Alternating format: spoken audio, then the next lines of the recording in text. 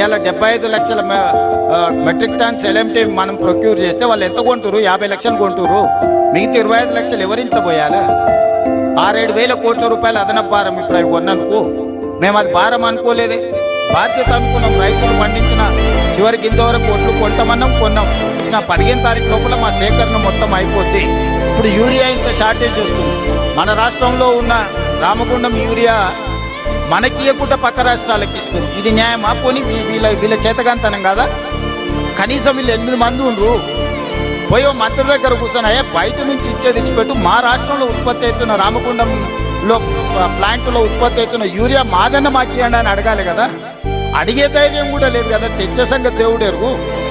మొక్కలు కనీస మద్దతు ధర వాళ్ళు ప్రకటించారు, ఒక్క గింజనన్న కొన్నారా?